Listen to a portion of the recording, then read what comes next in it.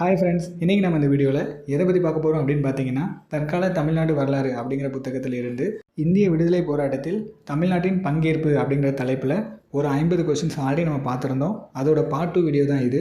So 1 question பாருங்கள். 1911 September 3ஆம் தேதி தொடங்கப்பட்ட சுயாட்சி சங்கம் அப்படிங்கிற அமைப்பு தொடர்பான கூற்றுகளில் எத்தனை இணை சரியாக உள்ளதுன்னு கேட்குறாங்க. சரி, இப்போ ஆப்ஷன் ஏ பார்க்கலாம். அமைப்பு செயலாளர் GS அருண்டெல்னு சொல்லி கொடுத்துருக்காங்க. இது வந்து கரெக்டு தான். இது எப்படி ஞாபகம் வச்சுக்கலான்னா, அருண் அமைப்பு அப்படின்னு ஞாபகம் வச்சுக்கோங்க. ஸோ அருண்டெல் அமைப்பு செயலாளர். அப்படியே ஆப்ஷன் பி பாருங்கள். CP ராமசாமி ஐயர்னு கொடுத்துருக்காங்களா. இதை எப்படி ஞாபகம் வச்சுப்பேன்னா, ஒரு ஊரில் ஒரு ராமசாமி இருக்க மாட்டான், 10 ராமசாமி இருப்பான் இல்லையா. அப்போ பொதுவாக வைக்கிற பேர் என்னது, ஊரில் ராமசாமிங்கிற பேர் தான் எல்லாருக்குமே வைப்பாங்க, ஞாபகம் வச்சுக்கோங்க.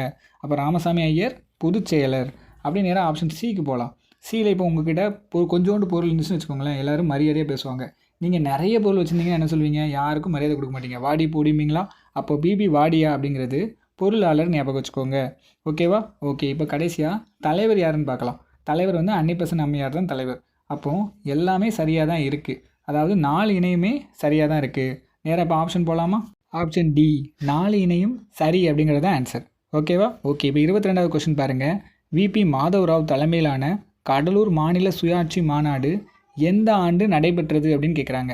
ஸோ மாதவராவ் தலைமையில் கடலூர் மாநில சுயாட்சி மாநாடு நம்ம ஆடி பார்த்துட்டோம். சுயாட்சி அமைப்புன்னு ஒன்று தோற்றுவித்திருப்பாங்க, அன்னிபெசன்ட் தலைவராக இருப்பாங்கலாம் பார்த்தோம். அதோட முதல் மாநாடு யார் தலைவர்? மாதவராவ். ஸோ அந்த மாநாடு எந்த வருஷங்கிறது கொஸ்டின். 1917 மே 9 தான் ஆன்சர். அப்போ ஆப்ஷன் ஏ தான் ஆன்சர். ஓகேவா? அடுத்த கொஸ்டின் என்னென்னு பார்க்கலாமா? மீனாட்சி சகாய விவேக வித்யாலயா அப்படிங்கிற அமைப்பை நிறுவனது யாருன்னு கேட்டிருக்காங்க. ஆன்சர் வந்து ரொம்ப சிம்பிள். ஆப்ஷன் டி, குமாரசாமி ராஜா தான் கரெக்டு. மறுபடியும் ஒரு தடவை சொல்கிறேன்.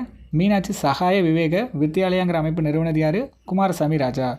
24வது கொஸ்டின் என்னென்னு பார்க்கலாமா? ஸோ இது ரொம்ப சிம்பிள். போராட்டவாதிகளுக்கெல்லாம் மிஞ்சி நிற்கும் போராட்டவாதி அப்படின்னு காந்தி வந்து ஒருத்தரை பாராட்டியிருப்பார். யாருன்னா ஆப்ஷன் சி, அன்னிபெசன்ட் அப்படிங்கிறது தான் ஆன்சர். ஓகேவா?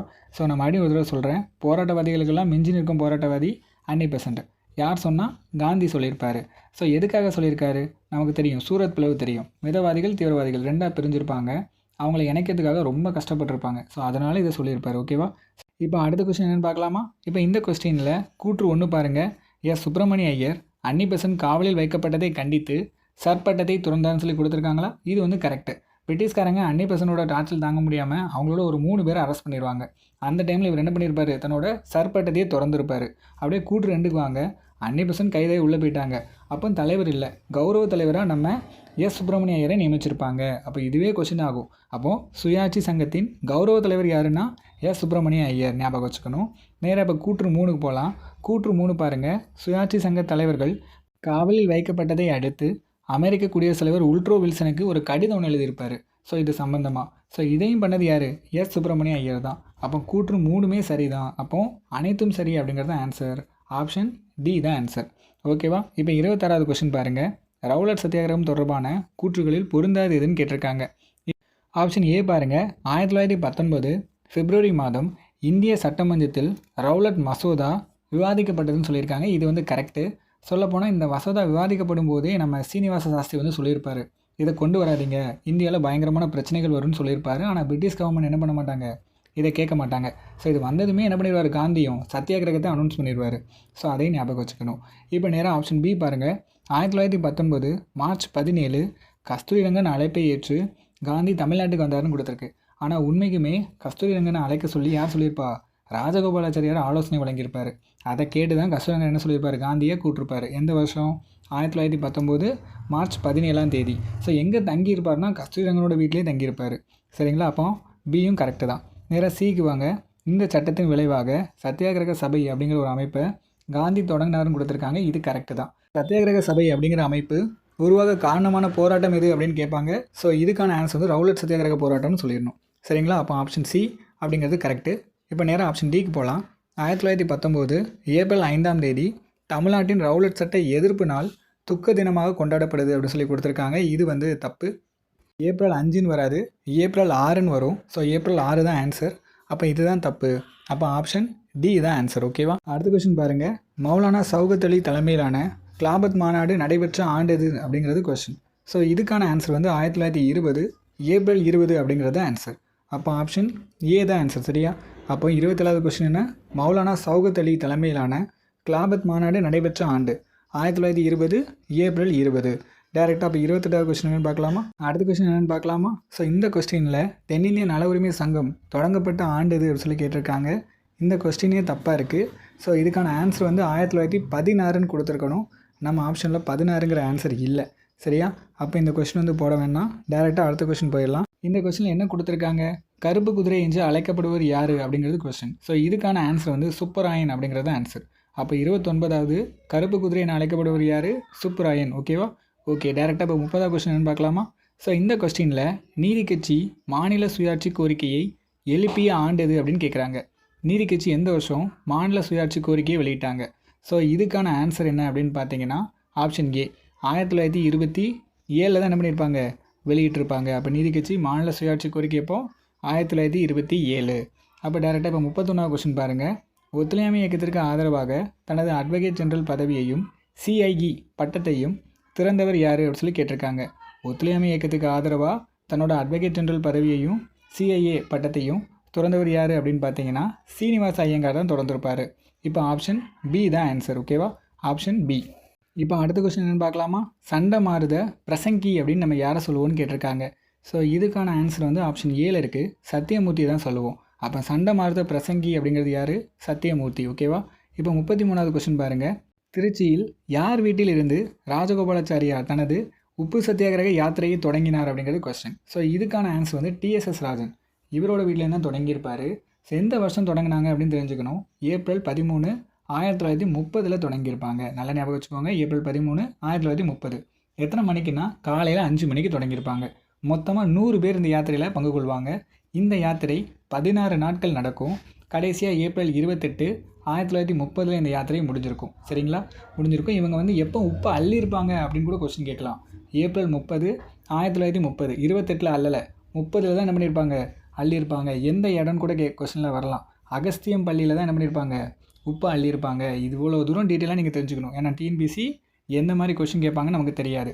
ஸோ எப்போ தொடங்குறாங்க? ஏப்ரல் 13, 1930. எத்தனை மணிக்கு? காலைல 5 மணிக்கு. எத்தனை பேர் கலந்துக்கிறாங்க? 100 பேர் கலந்துக்கிறாங்க. ஸோ எத்தனை நாள் நடக்குது? இது 16 நாள் நடக்குது.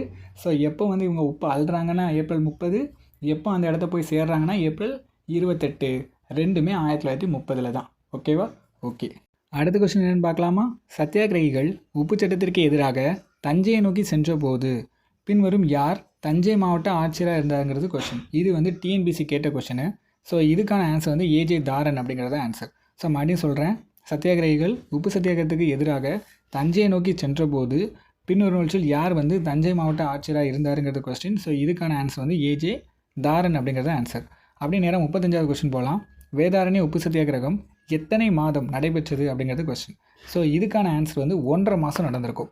ஓகேவா? ஓகே. நேரம் 36வது கொஸ்டின் பாருங்கள். சென்னையில் யார் தலைமையில் உப்பு சத்தியாகிரக போராட்டம் நடந்துச்சு அப்படின்னு கேட்பாங்க. சென்னையில் நம்ம பிரகாசம் மற்றும் நாகேஸ்வரராவ் தலைமையில் நடந்திருக்கும். சரிங்களா? அப்போ பி மற்றும் சி அப்படிங்கிறது தான் ஆன்சர். இப்போ அடுத்த கொஸ்டின் பாருங்கள். காந்தி கைது செய்யப்பட்டு எரவடா சிறையில் அடைக்கப்பட்ட போது அதை கண்டித்து தனது சென்னை மாநில சட்டமன்ற உறுப்பினர் பதவியை துறந்தவர் யாருன்னு கேட்டிருக்காங்க. ஸோ இதுக்கான ஆன்சர் வந்து ஆப்ஷன் சி முத்துலட்சுமி ரெட்டி அப்படிங்கிறது தான் ஆன்சர். ஸோ நான் இன்னொரு தடவை சொல்கிறேன், நோட் பண்ணிக்கோங்க. காந்தி கைது செய்யப்பட்டு எரவடா சிறையில் அடைக்கப்பட்ட போது அதை கண்டித்து தனது சென்னை மாநில சட்டமன்ற உறுப்பினர் பதவியை துறந்தவர் யாருங்கிறது கொஸ்டின். ஸோ இதுக்கான ஆன்சர் வந்து முத்துலட்சுமி அப்படிங்கிறது ஆன்சர். இப்போ 38வது கொஸ்டின் பாருங்கள். காந்தியோ பரம ஏழை சன்னியாசி என்ற பாடலை பாடியவர் யார் அப்படிங்கிறது கொஸ்டின். ஸோ நான் மறுபடியும் ஒரு தடவை சொல்கிறேன். காந்தியோ பரம ஏழை சன்னியாசி அப்படிங்கிற பாடலை பாடினது யாருங்கிறது கொஸ்டின். இதுக்கான ஆன்சர் வந்து ஆப்ஷன் சி கேபி சுந்தராம்பாள் அப்படிங்கிறது தான் ஆன்சர். ஓகேவா? ஆன்சர் என்னது? Option C KB Sundarambal. இப்போ 39வது கொஸ்டின் பாருங்கள். சென்னை ராஜஸ்தானில் ராஜாஜி அமைச்சரவை கொண்டு வரப்பட்ட சட்டங்களில் தவறானது எது அப்படின்னு சொல்லி கேட்டிருக்காங்க. ஸோ இப்போ நமக்கு தெரியும், மதுவிலக்கு சட்டம் கொண்டு வந்தது யார்? ராஜாஜி தான் கொண்டு வந்தார். அதுக்கப்புறம் ஆலய பிரவேச சட்டமும் அவர் தான் கொண்டு வந்தார். ஆனால் ஹிந்தி எதிர்ப்பு சட்டம் அவராக கொண்டு வந்தார். ஹிந்தியை கொண்டு வந்ததே ராஜாஜி தான். அப்போ சிங்கிறது பொருந்தாது இல்லையா? அப்போ அதான் ஆன்சர். நேராக ஆப்ஷன் டி பாருங்கள். விற்பனை வரி சட்டமும் அவர் தான் கொண்டு வந்திருப்பார் இல்லையா? முதல்ல மதுவிலக்கு சட்டம் கொண்டு வந்திருப்பார். இந்த சட்டத்தினால அரசாங்கத்துக்கு ஏற்பட்ட இழப்பை தீர்த்து வைக்கிறதுக்காகவே விற்பனை வரி சட்டத்தையும் கொண்டு வந்திருப்பார். சரியா? அதை வச்சு லிங்க் பண்ணி ஞாபகம் வச்சுக்கோங்க. அப்போ 39 என்ன ஆன்சர் வரும்? சி தான் ஆன்சர். தமிழ்நாட்டின் முதல் தனிநபர் சத்தியாகிரகியாக சிறை சென்றவர் யார் அப்படிங்கிறது கொஸ்டின். ஸோ இதுக்கான ஆன்சர் வந்து என்னென்னா ஆப்ஷன் பி டிஎஸ்எஸ் ராஜன் அப்படிங்கிறது தான் கரெக்டாக. ஸோ 40வது கொஸ்டினுக்கான ஆன்சர் என்ன? டிஎஸ்எஸ் ராஜன். மறுபடியும் ஒரு தடவை சொல்கிறேன், தமிழ்நாட்டின் முதல் தனிநபர் சத்தியாகிரகி யார் அப்படிங்கிறது கொஸ்டின். இதுக்கான ஆன்சர் வந்து டிஎஸ்எஸ் ராஜன். அடுத்த கொஸ்டின் பாருங்கள், தமிழ்நாடு காங்கிரஸ் சர்வாதிகாரியாக பொறுப்பேற்ற கே காமராஜர் தமிழ்நாடு முழுவதற்கும் சத்தியாகிரகிகள் பட்டியலை தயாரித்து கொடுத்து காந்தியை சந்தித்து பேசுறதுக்காக கூடூர் புகைவண்டி நிலையத்துக்கு போவார். ஸோ அப்போ வந்து போலீஸ்காரங்க அவரை கைது பண்ணி ஒரு சிறையில் அடைச்சிருவாங்க. எந்த சிறையில் அடைச்சாங்க அப்படிங்கிறது கொஸ்டின். ஸோ இதுக்கான ஆன்சர் வந்து ஆப்ஷன் ஏ, வேலூர் சிறை அப்படிங்கிறது ஆன்சர். ஓகே, மறுபடியும் ஒரு தடவை இந்த கொஸ்டினை வாசிக்கிறேன். தமிழ்நாடு காங்கிரஸ் சர்வாதிகாரியாக பொறுப்பேற்ற கே காமராஜர் தமிழ்நாடு முழுவதற்கும் சத்தியாகிரகி பட்டியலை தயாரித்து கொடுத்து காந்தியை சந்தித்து பேசுகிறதுக்காக எங்கே போகிறாரு? கூடூர் புகைவண்டி நிலையத்துக்கு போகிறாரு.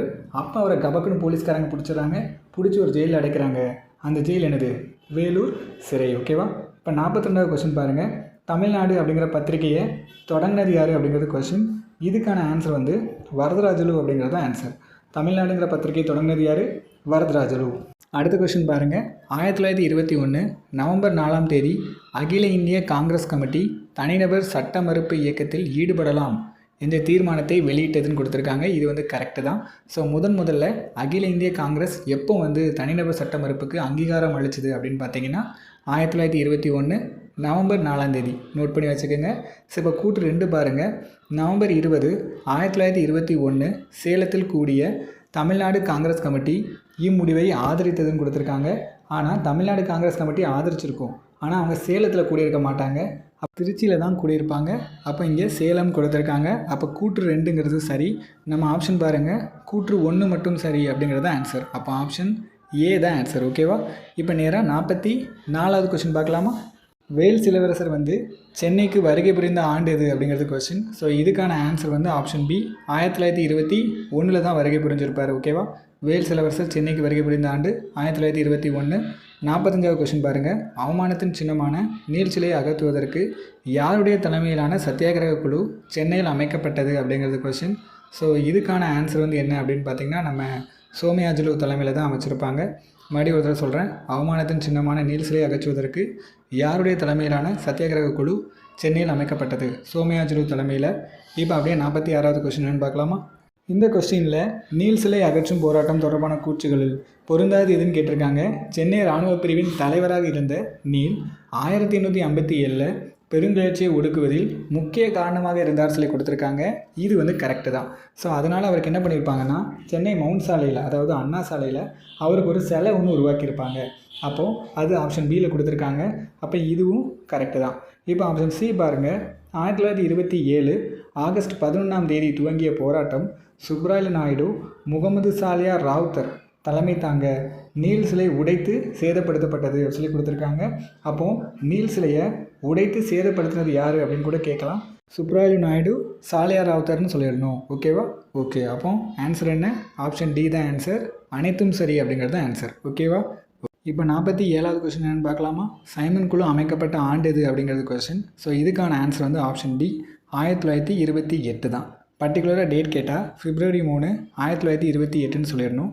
சைமன் குழு இந்தியாவில் எந்த பகுதிக்கு முதல்ல வந்திருக்கும் அப்படின்னு பார்த்தீங்கன்னா பம்பாய்க்கு தான் வந்திருக்கும். ஸோ மொத்தமாக இந்த குழுவில் 7 பிரிட்டிஷ் அதிகாரிகள் இருப்பாங்க. ஓகேவா? ஓகே, அடுத்த கொஸ்டின் பாருங்கள். இந்த கொஸ்டினில் எங்கே நடைபெற்ற காங்கிரஸ் கூட்டத்தில் முதல் முறையாக பூர்ண சுயராஜ்யமே இந்தியாவின் குறிக்கோள் என அறிவிக்கப்பட்டது அப்படிங்கிறது கொஸ்டின். ஸோ இதுக்கான ஆன்சர் வந்து ஆப்ஷன் ஏ, 1927 சென்னையில் எம்ஏ அன்சாரி தலைமையில் நடந்த காங்கிரஸ் கூட்டத்தில் தான் முதல் முறையாக பூர்ண சுதந்திரமே இந்தியாவின் குறிக்கோள் அப்படி சொல்லி அறிவிச்சிருப்பாங்க.